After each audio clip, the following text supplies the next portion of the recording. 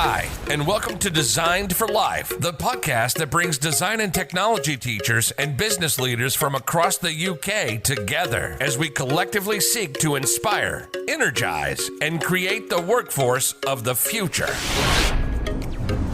Welcome to Designed for Life, here today with Michael Omotosho. Let Michael introduce himself in a minute, and just to remind everybody, this was a lecture series that was supported by the Edge Foundation, but because of Corona, we've had to reschedule everything and doing these as pods at the moment. So huge thank you to the Edge Foundation for their support and enabling this to happen. Michael, hi. Hi, Tony. How are you? Thanks for having me here. Absolute pleasure. Thanks for doing it. I'm going to start off really just by letting you introduce yourself. If I introduce somebody, I never do it properly. So I'm going to hand over to you and just let you tell us a little bit about yourself and about what you do. So I am an industrial designer. I have a background in automotive design. That's why I studied at university. And before then, I did art and design at secondary school in sixth form for A-levels as well. So that's my history in terms of design. Now what I do is I work as a freelance designer and also I'm a designer for upcoming products that is to be in the market. So one of the designs I made is Pluggo. I was on TV recently for that. So that's what I've been doing really. So I also help start up companies as well. So if you have ideas and you're trying to get into the market or just get it manufactured, that's where I fall in place as a designer. We're going to dig into all of that a little bit more as we get into the chat, because I'm really interested in how you've got to where you've got to now and the journey that you've had. So we're going to dig into that a little bit more. Let's start, as I do with all of these podcasts. I want to take you back to being at school, not that long ago in your case. You're only in your late 20s, so it wasn't that long ago. So back at school, I mean, what was your childhood like? What was school like for you? Yeah, school was it was fun. There was a lot of things being thrown at me at school. I had to find my way around school to see what I really liked or enjoyed doing. It wasn't easy. Typical, you go play football. I thought I was going to be a footballer at one stage, but that didn't work. I wasn't so good at football. So during my school phase, I found that I liked drawing a lot, and that was where my first love came through. Drawing loads of things, cars mostly. And then from there, I decided, I want to take this up a notch really and pursue being an artist. But my background, my dad was an automotive engineer, more like a mechanic in the military, dealt with like fixing cars and stuff. So there was that firm understanding that I would need to be an engineer or something, or a doctor from his point of view. And my mom was also a fashion designer, so she sold clothes. She designed her own things on paper, then make it come to life. So that's where the two came together. But again, I don't think they saw that as a very good prospect for me. They wanted me to have the best of the best, be a doctor and stuff. So that vision was being told that I need to live that life of being a very affluent job or whatever you can call it. Is that from your Nigerian background? Yeah. I think quite often African background and Irish background, very similar. Yeah, definitely. They're very stern. Very stern, very, very strict in upbringing and very strict rules as to what you can and can't do and where you're supposed to go with your life. So Definitely. your mum was a designer, your dad was an automotive engineer, but they wanted better for you. Yeah, I don't think, because obviously they live in Nigeria. So I don't think the opportunity of like seeing what they did, they think, this is great for them. They're okay, but my son should be better than me. Or my child should be, as every other parents would want their child to be. Natural. So exactly. So I think that obviously pushed in that effort to say, you have to do this, you have to do that.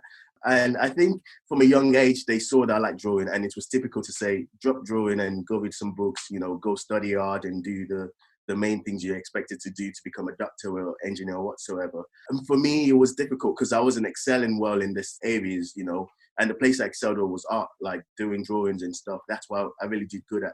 So fast forward to, let's say, sixth form or so, I decided to pick design technology. I did sociology. I think I dropped maths as well because I struggled with it. I didn't get the right support to encourage me to say, this is what I wanted to do. This is what subject I need to pick to get to where I wanted to be. So I didn't really have that full background support. So I decided to do art at sixth form, art and design. You thought at that stage you were going to be an artist? Yeah. So my way of coming through school was picking something that would sound great to my parents. At the same time, deep down, I know this is art related, if that makes sense. Yeah, yeah. I had to find the STEM. So in my part, it wasn't medicine. It wasn't being adapted. It was to be an engineer. However, the questions like, how can you be an engineer and there's no physics in your A levels? What's going on? I've been questioned so many times about that. Where's chemistry? Where's physics? Where's the A levels maths? And I'm like, oh yeah, you don't need to. So I had to blag my way through my high school with my parents to choose what I wanted to do. It was never straightforward, you know. Every time my dad would say, I don't understand a student trying to be an engineer and there's no maths. Where do you get that from? I was going to say, let me pick on that, because the stereotype says that if you're going to do what you did in automotive design, then ideally you need physics, you need maths, and you need something creative. Yeah. So it would either be art and design, or it would be design and technology. There'd be something in there along the way. Yeah. You didn't have maths, you didn't have physics, no. And yet you got your way into an automotive design degree. How hard was that? It's like blagging your way through something and you find yourself at the end of it and like, how did I get here? what am I doing? They fell for it. They fell for it. I sold myself so well. I think hard work played a big part, because obviously I had to go through UCAS points and stuff. So high school. So I think I just knew the points I needed to get to university, and I just worked my butt off really to get into the university. I wouldn't say, so I ended up going to Bradford University. Yeah. So they were offering me to do it for 3 years, I think. But if I was to go to Coventry, I would have spent 5 years, because I would have needed to do a foundation course with them, then placement year and the rest of it. I didn't get through with the 5 years at Coventry University because I thought, first of all, it was too close to home in the Midlands. So I needed to be far away as much as possible. And secondly, Bradford was the best opportunity to get everything going. I didn't even know what Bradford was. I went past Leeds and I was thinking, oh, this is Bradford. And I got to Bradford, I was like, oh no, this is not Bradford. Yeah, So it was a different environment for me. But getting into Bradford, you know, I was given the opportunity I never had in terms of being offered the position as to study as an automotive design student. Even while at Bradford University, it wasn't so straightforward as well. There was a lot going on in terms of understanding what it is to be an automotive designer. You know, the theoretical path of things, I was not prepared for that, like you said. Yeah, let's have a chat about that, because we talked before we started recording here, and you said that the actual journey getting into university was one thing, but once you got in there was a bit of a slap in the face. Yes. Can you just talk us through that? Because a lot of students will listen to this, hopefully. Yeah. And that prep to actually get yourself to university and face what hits you there at uni, it's sometimes not done very well by schools. Sometimes it is, sometimes it isn't. So tell us a little bit about your journey there and what you learned in those first few months. Yeah, so getting into university, I had modules, different modules. Ones were like aerodynamics, mechanics, machine design, physics as well, classes, just understanding the theoretical and mathematical path of being an automotive designer. You can't just go in and try and sketch cars and expect to, that's it. You have to understand, you know, how a car runs, the combustion engine, all that stuff. Seeing it in practice as well was something that was important. But for me, I wasn't exposed to that. You know, everything was all theoretical, or how it looks or how nice it should look. So getting there, I literally felt like quitting within the first 2 weeks. I think I remember calling my mom saying, I don't get it. Like, this isn't fun at all, you know. And you just look around, everyone around you, because being a designer, there's loads of intelligent and creative people around, you know, different part of the world. In Europe, for example, you have amazing people who understand cars. They've been tuning cars from a young age. They've got their own cars. They've been exposed to that life, so it's normal for them. But for me, it was different, because I was brought up to think about reading my books. Then when I got to the end of where I wanted to be somehow, it was a different ball game. And it was just like, I have to learn again. I literally need to understand maths, physics, and all these things. And it was difficult. You know, I struggled in university. I was doing whatever I could do to scrape the grade. So the perception of first year uni is you just need to get 40% and you're good. So yeah. I was just doing that. I was just getting 40%, and that was 41 would do, yeah? Yeah, literally. Only to find out that this is going to backfire, because I need to get a good grade out of university. And if you keep scraping 40%, that's an average third, if anything. Yeah, yeah. That was a big blow to me when I found out that that's what I was heading to. At that stage, you're in there and you're doing an automotive design degree. You found that hard to adapt to in the first place. Yeah. And I believe you got partway through that degree and thought, do you know what, this is not really what I wanted to do. I mean, again, conversation that we've had before here, you said that you needed to find a way to do the creative stuff that you wanted to do, which perhaps wasn't valued by your parents. As I see regularly, you know, you see in schools regularly, kids want to do something creative and the parents say do something academic. Yeah. Don't waste your time. Yeah. But you found a way of selling that to your dad that you know, it's automotive design. Your dad understood cars. So that was your buy-in, yeah? Yeah, definitely. He loved the fact that I did automotive design. And not to get it wrong that, you know, pushing me, I think for him it was proud to see that I'm choosing this path, if that makes sense. So he was like, oh yeah, fine, that's okay, you know, we can be allies in this together. So Yeah. he actually bought me like a scale 1.8 model of a combustion engine and just said, Michael, yeah, you need to learn about cars now. You need to understand how the cars work and da da da da da. I wasn't really interested in that. I just want to sketch cars or, you know, do something. I'm into the aesthetics, Dad, not the engine. I was just making things look pretty and fancy. That's all I wanted to do. But he was, now we can have full-blown conversations about cars. We can talk about trying to modify cars because we've grown over this process and have an understanding together. So we went apart, came together and aligned together at the end of it. So that's the journey with me and my dad in terms of career paths and stuff. But during the university phase, and it wasn't a way out for me. I thought it was going to be a way out, but it wasn't a way out. Instead, you know, pretty much what they've been ringing into my head, you know, you need to study somehow, came back in place again and said, yeah, you need to understand the theoretical path of things before going into the practical and trying to make things look pretty and nice. So yeah, I don't know if I've answered that question in that part. Yeah, you have. At what stage of your degree? Because it was a 3-year degree you did, yeah? Yeah. So what stage of your degree did you get into and you thought, this is actually not what I want to do when I finish this degree. This is not where I want to go. Literally I think it was within the first month really, because everything the lecturer was spewing out was just weird to me. I just couldn't put it together. It was just like, what on hell is this? And there was this typical thing of, I would ask a friend of mine, do you understand what he's just saying? I'm like, yeah. I'm like, really? Like, really? Are you serious? Like, it's just me then, yeah? Like literally there was a point I felt, you know when you go to an exam room and you have exam papers and you don't know or you haven't prepared well for it and you just feel like you're failing. Definitely that's how I felt. And within that first month at university I thought, I am going to fail this course. Like there's no way I'm going to get this. It was totally strange.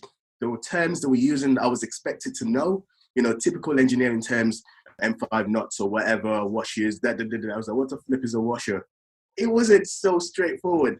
And I feel like maybe my art and design course at A-level should have brought me ready for this. You know, I felt like, you know, not to discredit what the teachers done, you know, they're following the curriculum and whatever they could do. I was exposed to laser cutting at A-levels. I was exposed to a bit of CAD work, not really amazing CAD, but just show you how it looks like, make a plate. That's why I made a DT. And that was my exposure. There was no real understanding of the mechanical part of things, or maybe just being able to do more, like get your hands involved. Everything was more theoretical, understanding Rennie McIntosh, understanding about the history of design and stuff. It was viable, it was important, but I didn't put it into practice. Yeah. And when I was at university, I was expected to perform based on the fact that I got into this course, and I couldn't even understand what's being thrown at me. So I was lost.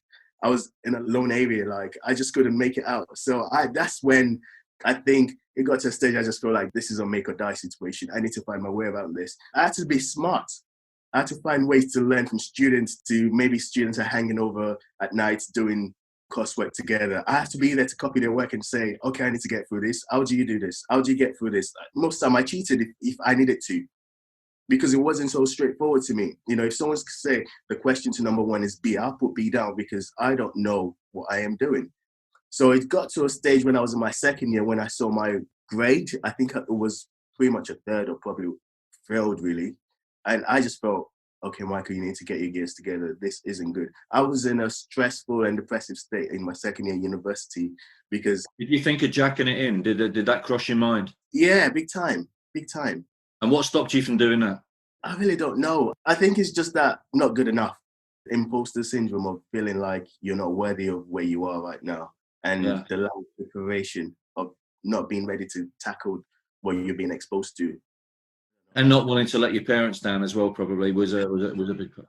I think that part, reflecting back on it, it's quite difficult because I'm having to kind of like unleash or get out everything that I've suppressed so well and just forgotten about in a way, but I'm having to like expose it out. So this is a podcast. This isn't therapy, but yeah, but it works the same way sometimes. yeah, I think it's that fact of not disappointing. I have four younger brothers, so I am a child, and I needed to somehow get it right for them. Yeah, you were setting away. You were setting away for the others as well. So there is a responsibility as the eldest, isn't there? Yeah, I guess that's where the pressure came up from, like doing well and trying to get it all right. But I just couldn't find a way to get myself together. I think it was the fear, really, the fear of failing and letting people down, that got me to start thinking I can't come out of university. It was that or just go kill yourself, really. It was that bad at university. Oh wow, is that bad? You dug deep and you learn from something like that, don't you? You learn about yourself. You learn what you're capable of, and do you know what? This is hard, but I can push through this and I can go somewhere else. Definitely. So you came out with your degree, Yeah. And then what happened when you finished your degree? Where'd you go then? Final year at university, I just touched slightly on that. So I just literally locked everything social around me and just focused into my degree. I said to my lecturers, I think there was a point I came out as very aggressive because I said, this is what's been happening in the first and second year of my degree at university. It has not been good. Right now, I need to make a change. I need to get a good grade. Like, there's this perception about if you keep getting 40s in first years and second years, the lecturers would expect that from you in your final year because you categorize yourself as a third-class student. But if you keep doing well, then they would expect much from you. They would expect, his work is quality. It's typical of him to do great work. So I just went to my lecturers, every single one of them, and said, I need to get a good grade. This is not working for me. I need to come out of university great. At some stage, I came out threatening to a lecturer because it was like, I don't care. There's this thing about lecturers, oh, you're doing great, you're amazing. Then when you look at your marks, and it's like, why did I get a bad mark then if I was doing great? Mediocre is not good enough. Yeah. Now I need to shift it, yeah? Exactly. I don't want you to tell me I'm doing great, but I'm still getting 50s or 60s. I want to get a good mark. What can I do to get a good mark? So I said it straight to them that this is what I need to do. And I started putting in the work and I started staying in the studio, spent doing all-nighters. There were times I couldn't even walk because I haven't slept for 2 days. Literally at university, and I have a presentation in the morning. My eyes literally was just bulging out and I couldn't even keep a straight face just because I need to make sure. So this were the sacrifices I made to get in. So I ended up getting a high 2-1, I think, or just a 2-1 anyways, from a third to a 2-1. That's quite a jump in a year. It was in 1 year, in a final year. Yeah, that shows the graft. Yes. I don't know. There might be a bit of favoritism or maybe seeing the fact that I have put in the work, then it's like, you deserve to get to where you want to. But I just made sure I wasn't playing about and I literally locked everything around me just to make sure. So after that, I was so fortunate to get an interview before I even graduated from university. And it was the best feeling ever to feel like someone actually wants me. So there was a company called Renishaw. Yeah. I had an interview there. Again, the problem was I didn't have enough experience. So for example, they asked me what these tools were. I just didn't know what it was. Again, would I go back to university and say, you guys didn't get me ready for this? And likewise, the same way I saw my A-levels in terms of not getting ready for the next role. And that was the same thing. It's repeated itself again. That could have been my first graduate job straight out of university. And it was a great company to work for. I love the fact that I was given the opportunity to come in and, interview. They paid for everything. I was just like, wow, this could be it. Before I graduated, I didn't get the job because I wasn't skilled enough. I didn't have enough experience to get the job. I talked about my final year project, which was a wheelchair accessible vehicle for disabled people. And that inclusivity with fully able people and disabled. They loved the idea. They loved everything about it. But was I able to express the mechanical aspect of it? No, I wasn't. So I wasn't made ready from university as well. When you left uni, what was the first role you took on? So I worked as a design engineer, actually, at a food industry company. So they did like sheet metal work. That was totally different again. This is where I think I've been unprepared for the things I've done and about to find a way to make it happen for myself. Just the way I came through university, the way I came through A-levels. I think I have had to repeat the same process every time in terms of like with my life as a designer, trying to get myself in a position and trying to understand it there for myself. I had to teach myself, if that makes sense. If you don't mind me saying, you're 28 years old. You've gone through quite a journey for a 28-year-old. Thank you. You have. And if I'm looking here now, you've gone into industrial design. You thought your way through a degree that you found very, very hard. You've got your good grade out of your degree. You've got a good degree behind you now. You've got into industrial design, and now you've found, actually, this isn't what I want to do either. And then you come out of industrial design in order to do your own thing and give yourself a little bit more freedom. Can you tell us a little bit about the importance of that move from a paid role as an industrial designer to where you are now? I think it's being exposed to all these things, like you've said, has just taught me about believing in myself and being able to cope in the place you find yourself in, if that makes sense. I had to struggle through those different phases, being at university, being a graduate job, finding out that I'm not really capable of this, but I can find my way around it. So that's led to the jump to say, you know what, I'm going to jump as well in this role of being, independent and doing my own thing. And I'm sure I'll be able to cope with it. Literally, I've been preparing myself for this, really, to be fair. So I think that was where the mentality of, being able to say, I'm going to quit my full-time job and just maintain, trying to create a niche for myself, create this craft of being my own independent designer and, trying to put my own product or my own ideas out there. One thing that actually got me inspired was when I was interviewing as a graduate for my first graduate job, I showed my final year project to some companies, my portfolio work, and most of the time I got rejected. And the compliment I get was, you will go far, you will go far. A couple of years after that, maybe 3 years, I started contracting as a design engineer for myself.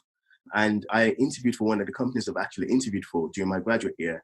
Okay. They remembered me. They said, "Oh, Omotosho, Michael, yeah, we remember you." Then he started telling me about my final year design project.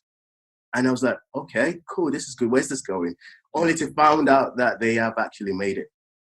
Oh, really? So they did like it. They did like it. But why wasn't I employed? Well, I don't know.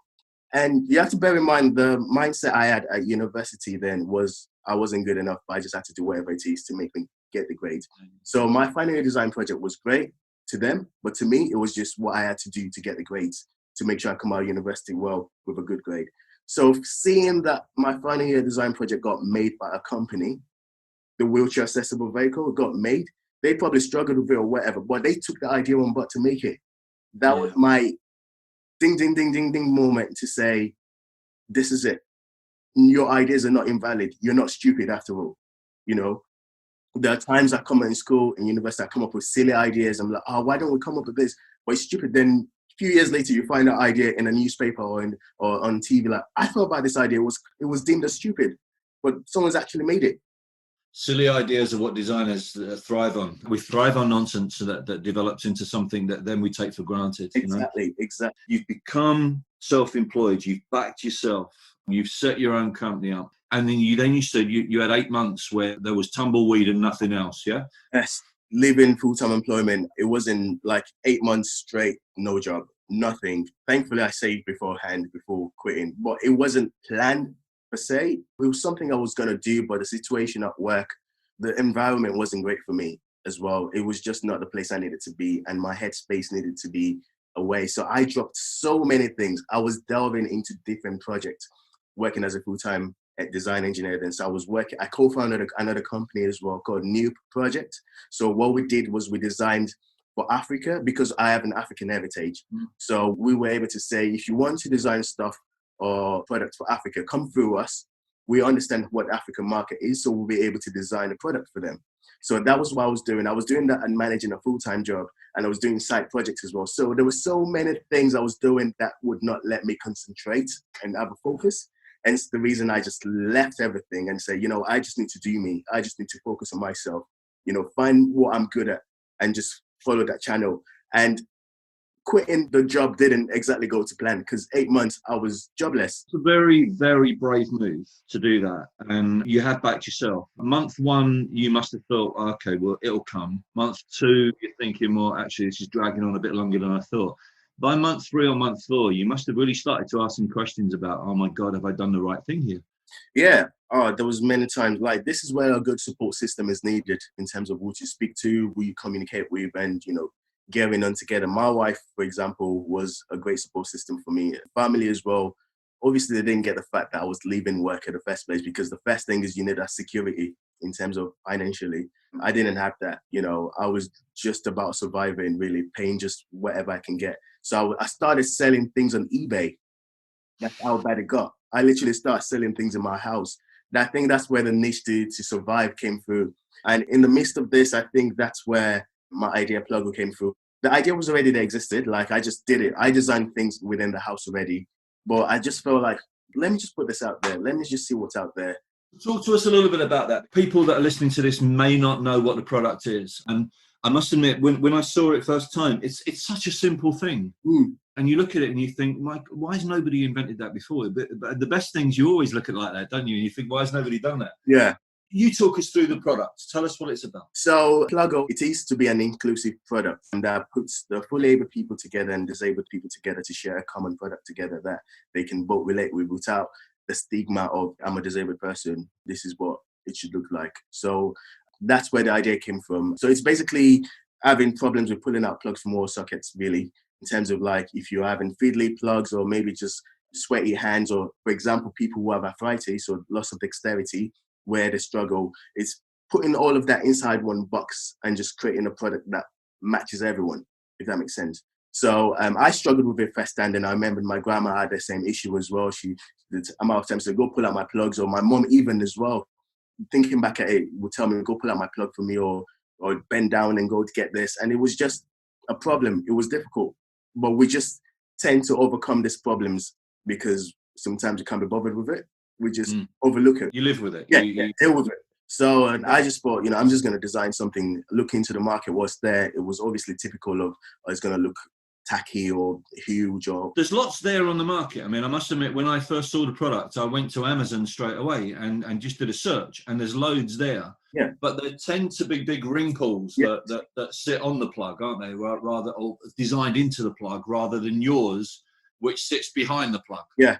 And it's something that you can take along with you. So you wouldn't expect to have a ring pole looking aesthetically pleasing in your house. This is where how it looks and again, how the function works comes into place for me. So I would say before I was so big into how it looks, but going through university and understanding certain things, I've developed the understanding of functionality as well, why it needs to work. So I think I was able to put those two together and say, this is a product that would work. So being able to find something that works and look appealing, and at the same time something that actually works itself. So that's where the merging came in place for me with Pluggo.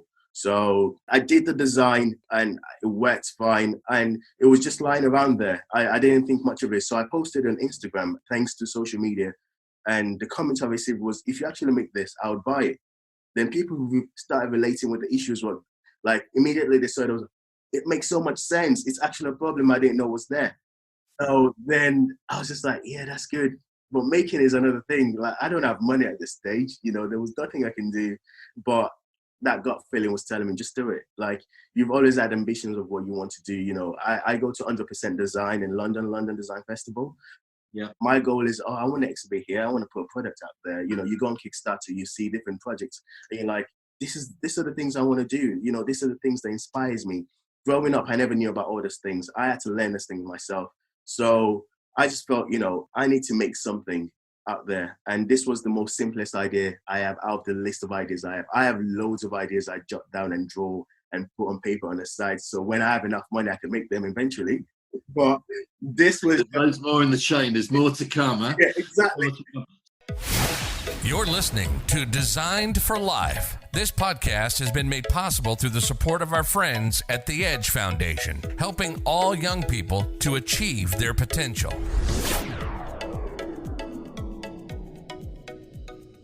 Did you find a manufacturer that would make this for you?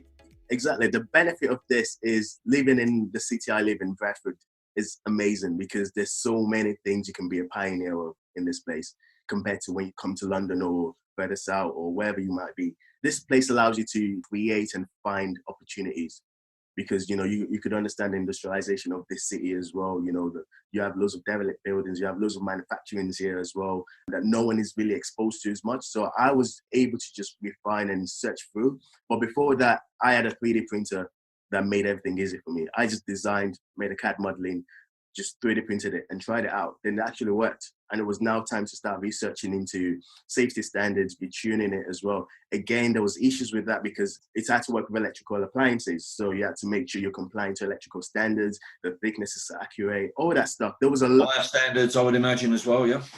Yeah. Training standard. There was a lot going on in as much as it was simple as well. Even being on TV with the product as well, I had issues because of it needed to meet some regulations. So I had to go back and change the mold again because it needed to be a certain thickness. So loads of things were considered in as much as it's such a simple idea. Yeah. It was my learning curve as well. But I think what made it for me was being able to do new designers 1 year in.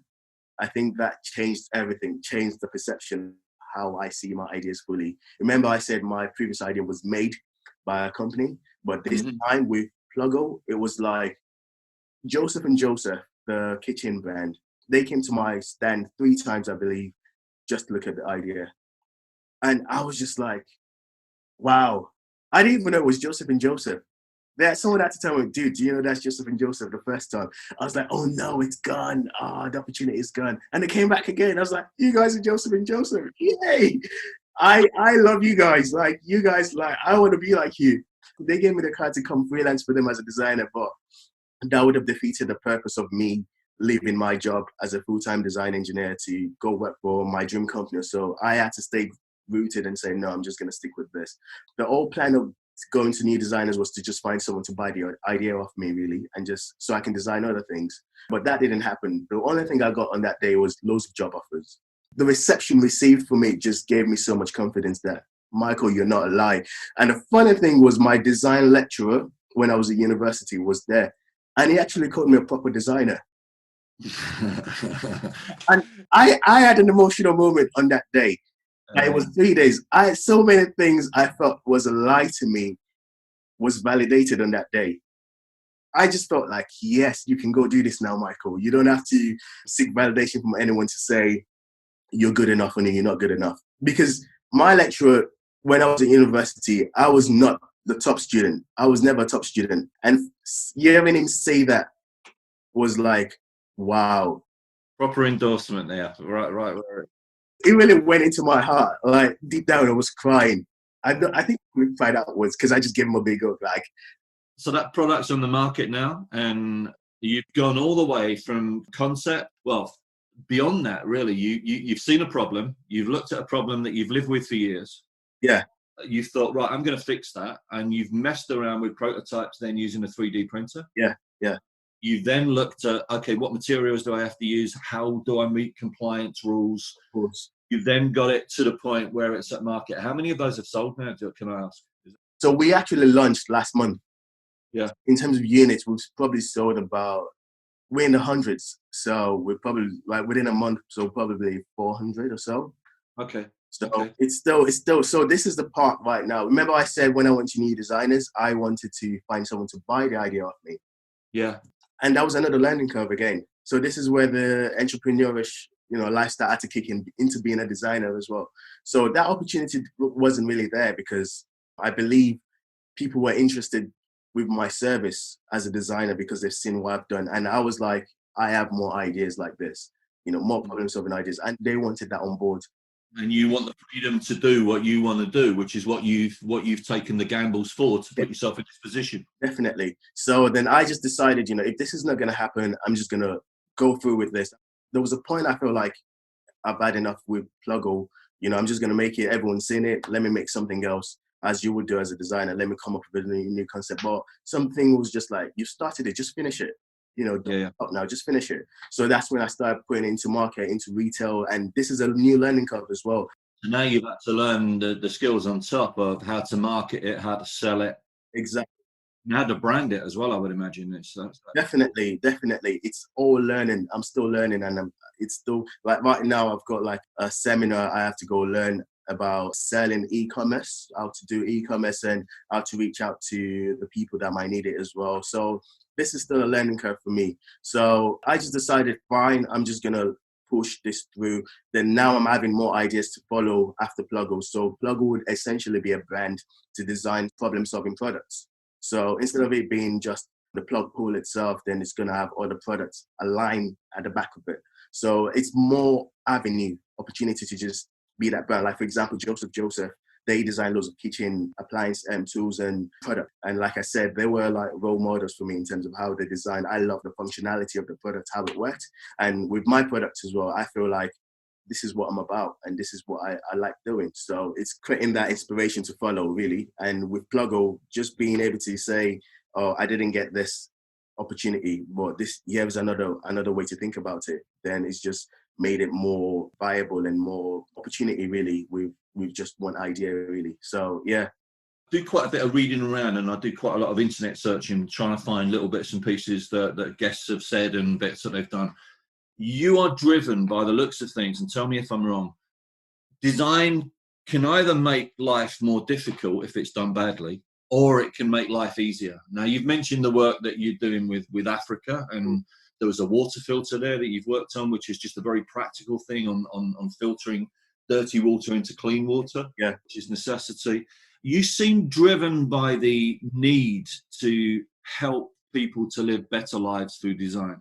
Yeah, definitely. I grew up in Africa as well. I grew up in Nigeria as a young person. As my family, we lived there. We moved through different places, being with the position of my dad in the military. So we were going to different camps and barracks and stuff, just living. So I was exposed to many things as a child. You know, I had so much empathy for people who had disability, who had no money, who had nothing to survive, drinking dirty water.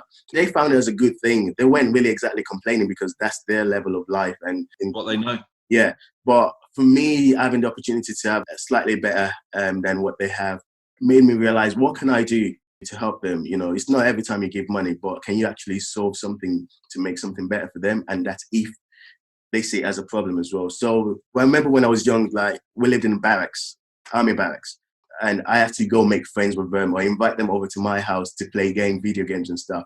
And you could see their clothes ripped or something, or they just didn't have the best of it all. And I had to ask them questions. So what do you do? Well, where do you do this? Or how do you do this? And when you listen to the stories of how creative they had to create things to happen for them, the things that I would go buy in the store or my parents would buy for me, they had to make it themselves. If I had a toy car, for example, they would make cars out of bamboos and stuff and just make it themselves. And it's looked fun. I used to pay them to make me a bamboo car. They just had so many skills, like they could just make anything. And I wanted to be that as well. But in a way, I wasn't allowed to mix so much with them because of the fear of me getting corrupted as a child, you know, being a first child again, getting it right, doing all those things. So there wasn't a lot of integration for me. And I think from there stems the understanding of there's actual problems here. Like, I need to solve these problems as well. Like, I need to understand so I didn't get to do as much as a kid.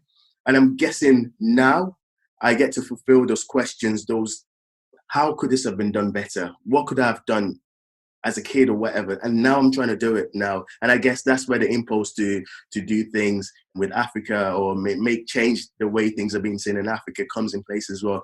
Even till today, there are people who have polio, were affected by polio, they've lost their limbs and stuff. And you see them, they have like a skateboard kind of thing that they crawl on the floor with.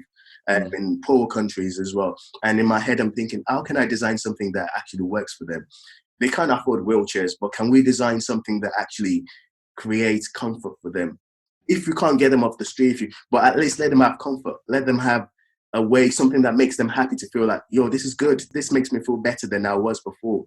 So there's a human element to that, isn't there? There's a big human element. Empathy, I think, big time. Yeah. I am moved. Like, I can't walk past someone begging for money without giving them money. It's, even though, like, the amount of time I've been scammed, it's crazy. Literally, I would give you my last £5 or whatever, and the guy's just gonna go ask another person. I'm like, what? I just gave you money.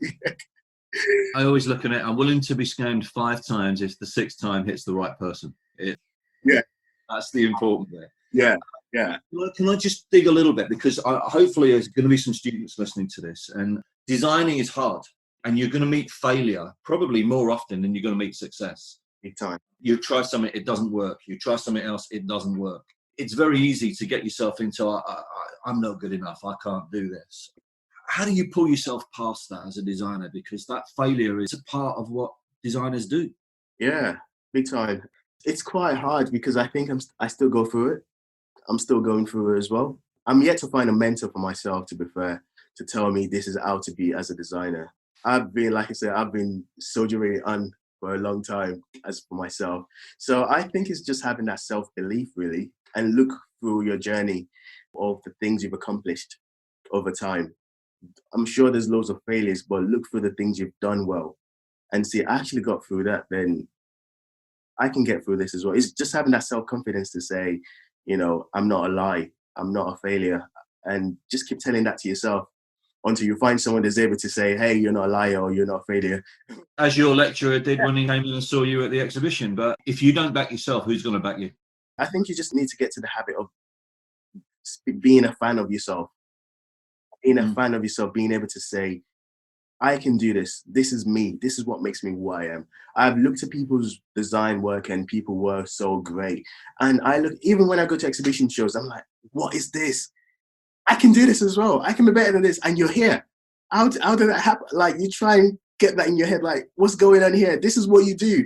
I'm not trying to discredit their work, but is this what you do? Like, I hope that stays, Michael. You're going to be very successful, but I hope that when you're 45, you're in that exhibition, you look around and you think, actually, I'm still there. These guys are better than me, because it's that challenge. When you feel you've made it and you slip backwards, I think that's when you start slipping. definitely. The human mind is always thinking. It's always finding a way to evolve. So we're always finding ways to outdo ourselves and get to the next step or get to the next stage of so it's never going to stop until you're dead, really. If you ever think you've made it, you haven't.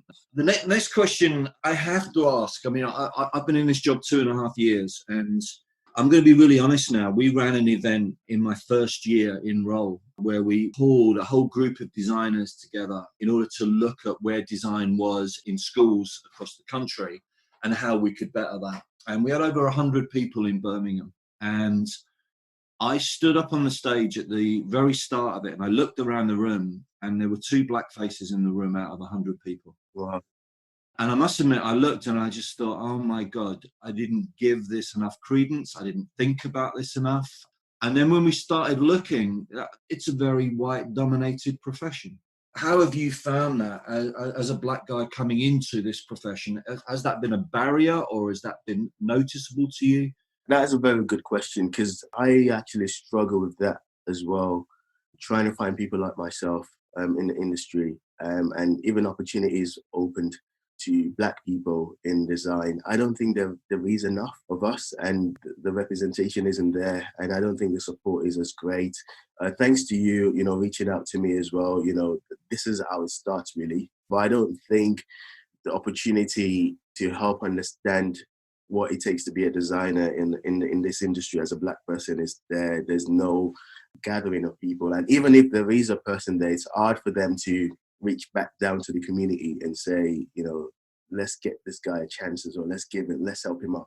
The few people who are, supporting or showing admiration to what younger black designers are doing, but I don't think it's enough in the society. I struggled with this. I would see design being posted on Design or maybe on different design articles or so, and you look at the work and you look at the work of what you're doing or what you've done, there's clearly no difference, or if it's better, I don't think there is. But why is that opportunity not given? I don't know.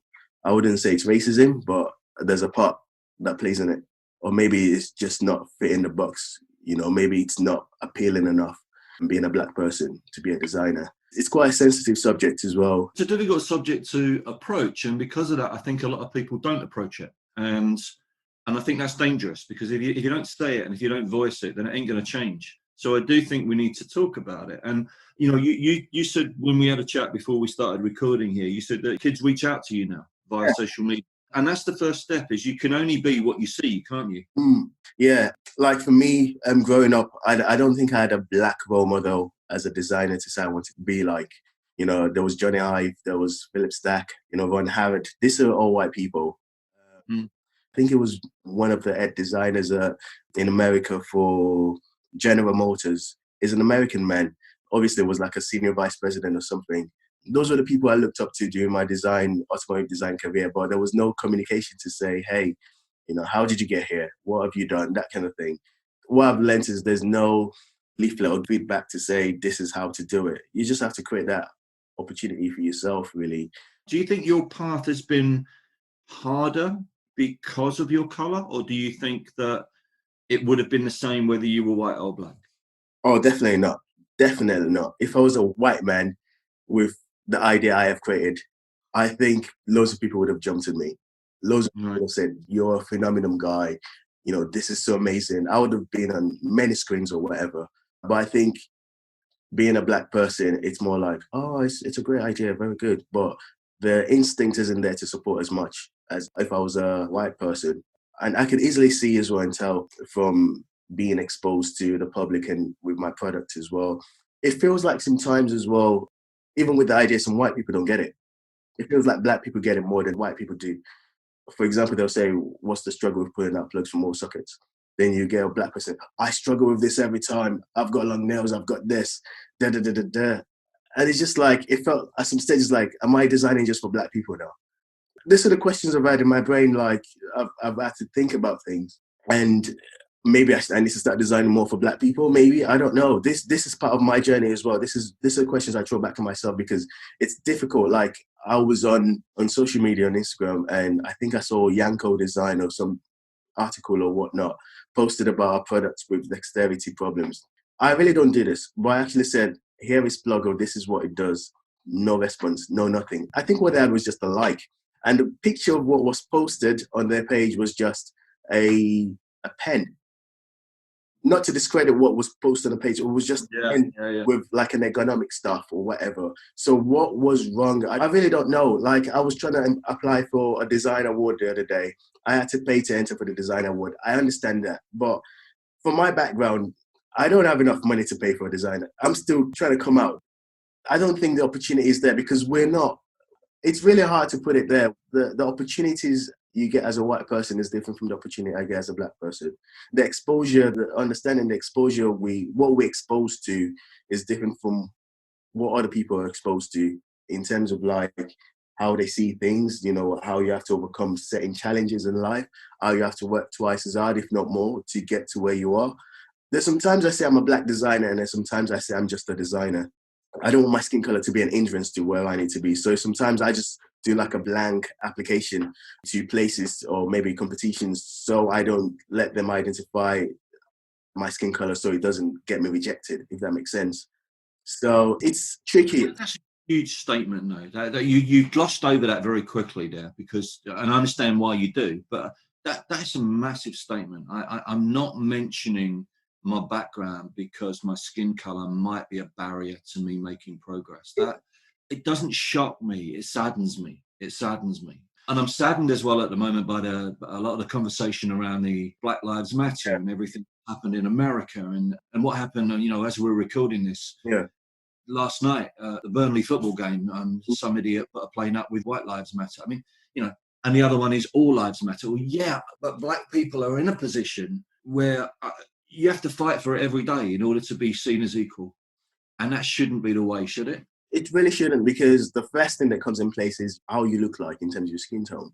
That's the first judgment you get. If you're to get judged, you probably get judged why you're wearing glasses or why have you got a beard or something. But the first thing you see is my skin color, and that's the first reason to make a decision.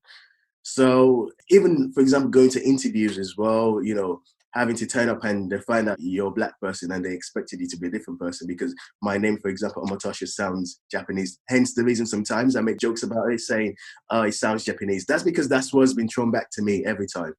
And people are not willing, not everyone, but some people are not willing to understand this. They're not willing to see this. And most times it's because of that's what they've been exposed to. But this narrow-minded vision or tunnel vision of, you know, this is it, this is how everyone should be. And the statement about you have as much chance as anyone else to get it. No, this wasn't given to me by just applying for jobs. My first graduate job as a designer, I didn't get it because I went for application system. I had to get it because someone didn't want the job. That's how I got my first job as a designer. I had to literally find my way, make phone calls and say, hey, sir, this is what I do. I've made this. I had to literally sell myself. Try that a little bit harder. Doing that Michael, let's go back to school then. Let's look at school. So Is it about role models? Is it about showing what's possible? Because as teachers listening to this now will want black kids in their class to have exactly the same opportunities that white kids have. Yeah.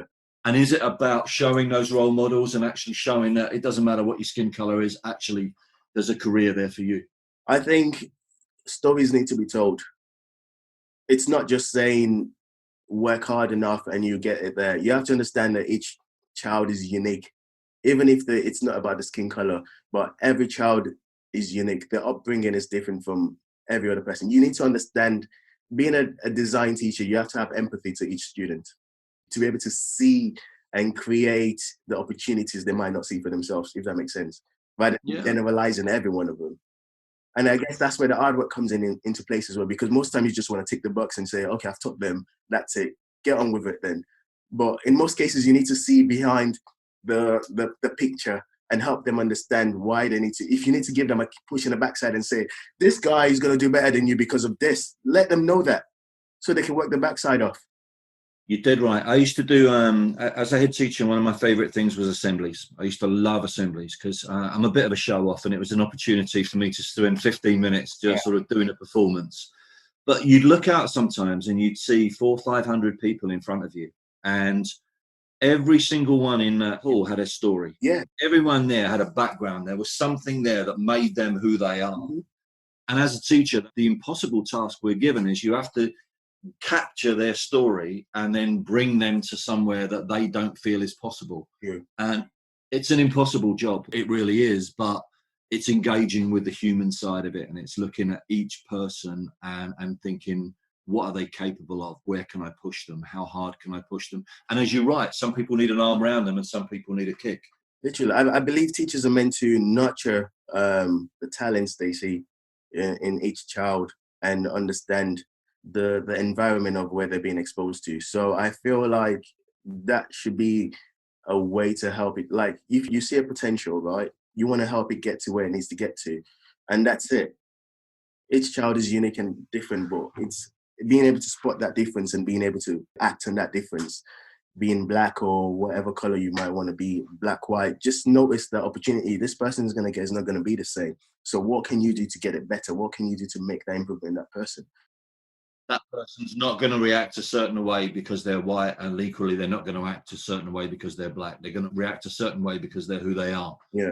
I'm going to move you on to the next part of that question then, is if there's a student out there, which I hope there is, who's listening to this podcast and is thinking, I'm thinking about a career in design, but I'm not sure. What would you say to them? What would your advice be to them? I think it falls into your first love, really. Like, what was the first thing you loved doing?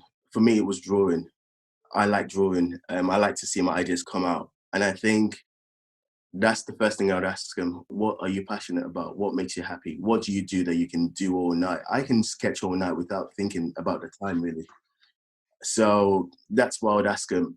And if that's what your first love is, then by all means follow it. Like everything you do, right? You can start doing something right now and jump into so many things, but it all stems back to what the first love was. And for me, it was drawing and making sure my design comes out, or my paintings or whatever sketches I have, I could actually envisage it and see it. And I think design has been a way for me to be able to get my sketches and drawings or whatever ideas I have in my brain to come out. So literally, I'll say, what's your first love? What's the first thing you love doing? Find that, do something you love, and you'll never work a day in your life. That's what they say, isn't it? So what's next for you? Let's not look too far because you've reinvented yourself a couple of times already. So let's look at the next 12 months. What's the next 12 months hold for you? So Pluggle has been taking a lot of my time, really, in terms of learning the e-commerce side of the business and stuff. I have got more designs to push out. So the next thing, COVID has happened, so it's kind of like slowed down the process. But the next thing is to focus into like the empathy side we talked about, finding a way to bring empathy into today and find a solution out of it. So I've been looking at designing more products that would help solve problems in Africa, but it can be in the contemporary world today we live in. So again, it's not just for Africa, but everyone can be a part of it. So that's what I'm looking at. So I'm creating a collection at the moment. I've just finished designing one. It's on my page somewhere, which is a side table, but it's got a functional aspect to it as well, in as much as it's got that playful. I don't know if you know of the game Mancala. where you have loads of potholes. So it's something from my heritage, being African. But the thing about it was just a box that was just dumped in a corner. No one really played much with it. And it's being able to relieve that and put it in a side table and find function in it, in as much as you can tell stories of, I remember when I was younger, I used to play this and this. And it's not just an African thing, it's in different countries as well, like Asia and Mexico. So it's just understanding my roots now, actually, to refer, if that's anything, understanding my roots, the things I saw, the things I've had in my brain that I haven't had time to understand fully, and use design as a way to express them out, but more of a functional thing rather than just a artsy looking thing, but something that actually works. We're going to keep a lookout for it, and I look forward to seeing the next design of that. Michael, it's been a joy talking to you. Thank you very, very much for the time that you've given up today. Yeah. Just want to thank you. What we're going to do, I'm going to be a little bit cheeky now. We're going to do a virtual summer school. We do a summer school every year, and we invite teachers to come, and we put workshops on, and we put whatever. We're not going to get people face-to-face at the moment. I don't think that's going to happen. So we're going to do a virtual summer school, and what we're going to do is we're going to invite students into that as well. Nice. So they can come in on Zoom and they can actually meet a designer. Hopefully we're going to encourage you to come back and do a little hour for us on that. That'll be good. I think if there's anything I'm taking from my part is to teach other people, younger people like myself, or people who are still aspiring to be in this position, that, you know, this is my journey, this is what I've come through, and it's possible as well. You just have to have that self-belief as well. For me, it took a few turns and someone having to say, you are a proper designer. But, you know, if you didn't say that, I am still a proper designer. You are definitely a proper designer. Michael Omotosho, thank you so much. You take care. Thank you so much. Thank you. Huge thank you to Michael for joining us on the podcast today. Just a reminder, this podcast was meant to be one of a series of lectures that we were organising across the country. And due to the COVID-19 crisis, it was rescheduled into podcasts, and hopefully we will catch up with the lecture series at the beginning of next year. So huge thank you to Michael, and a huge thank you to the Edge Foundation for their support, which has made this venture possible. If you like this podcast, please hit the subscribe button. And if you've got suggestions for future guests that you would like to hear on Design for Life, please send them to info@data.org.uk. Thank you, and until the next time, take care. We hope you've enjoyed this podcast. If you did, hit the subscribe button now, as we have guests lined up for future pods that will inform, inspire, and entertain. This podcast is brought to you by the Design and Technology Association.